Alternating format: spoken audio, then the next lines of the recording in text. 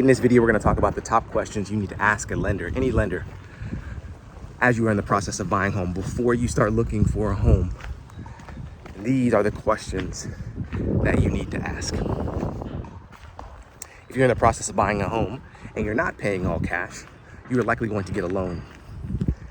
And the folks who issue these loans or help facilitate these loans are lenders.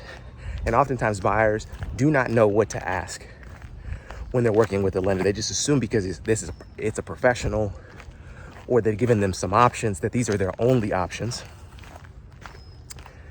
or what they share is all they need to know, and that couldn't be far from the truth. So in this video, we're going to talk about, again, some of the more important and some of the most important questions you need to ask your lender before purchasing a home. And let me be clear, I am not a lender. I'm a real estate agent here in Georgia, but I have helped dozens of people purchase homes and worked with many lenders. So what I'm going to share with you today will be important, will bring you some value. But again, I am not a lender. So the first question you need to ask is, what loans are available to me? Oftentimes when you reach out to a lender, they'll provide for you a loan type that they think is best based on the information that you provided. This does not mean that this is the only loan options available to you and that are out there. It's important for you to ask. It's important for you to ask what other options are available to you, because what you see or what you're presented with may not always be what's best for you. So the question of what loans options are available to me will open up the question about, like, hey, I see what you're showing me, but what else is available to me? Just because you're provided with an FHA pre-qualification doesn't mean you're not qualified for conventional. Doesn't mean you're not qualified for down payment assistance programs. So asking this question is important to understand what are your options and to be able to select the one that works best for you. Hey, if you're looking for a great real estate agent, I want you to know I got your back. I have a list of professional, pre-vetted and qualified real estate agents that I can refer you to if you're in the market to find a great real estate agent. I can help connect you to a great agent in your local area. All you need to do is fill out the form in the description below. Make sure to fill it out thoroughly, and we will connect you to someone in your local market who's professional, vetted, and will take great care of you to help you find the home you're looking for, to sell your home, to invest in your home. Check out the link in the description below. The next question you want to ask is, what are my interest rate options? What are my interest rate options, and what are they actually going to cost me? Oftentimes there's a lot of fees associated with getting a loan, and you want to understand what all those fees incur. Hey, lenders have to make a living as well. There will be some sort of cost or fee associated with getting a loan and having these folks service you. You just want to know what they are. You want to know what they are. You want to be told the truth and have all the information shared with you. So asking this question will often require a lender to be transparent and honest about what the rate is, but also what their fees are. You want to make sure to ask what the zero cost option is. Box A on the loan form. This is the cost of the loan without any fees. What is the recoup period? What is the recoup period?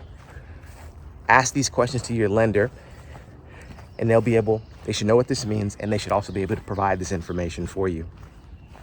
Again, it's important for you to know the rate, the cost, and your options regarding the rate.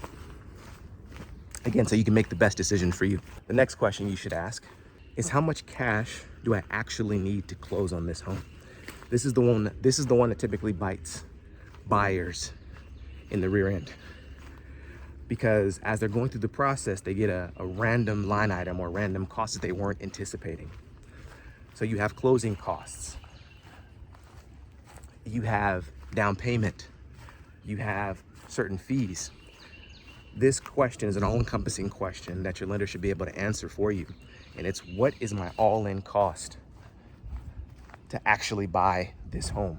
What is it going to cost me all in? And then secondly, asking the question, what's the worst case scenario? If this goes left or something happens during the process or the due diligence process, the inspection process, with the appraisal, how does this affect? How does this affect my all-in costs?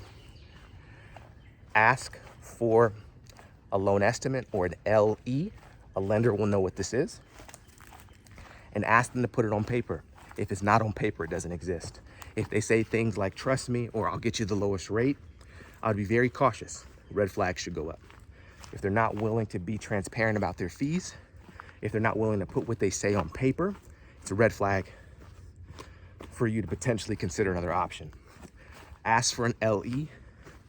Ask to put their fees and their costs on paper for you to see. Another question you should ask your lender is, what do you need from me to move this process forward? What do you need from me to get this loan? There's often surprises along the way that often catch folks off guard when they don't ask questions like this.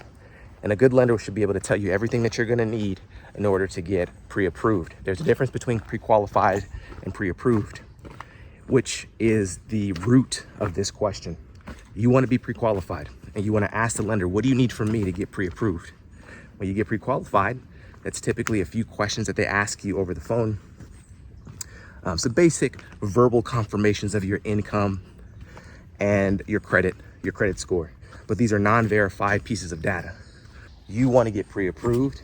You want to make sure that the lender has seen your tax returns, knows your credit score, has your income, has verified your income, has looked at your bank statements with proof and verified documentation, such that when you see the home that you like, when you make an offer, your financing is solid.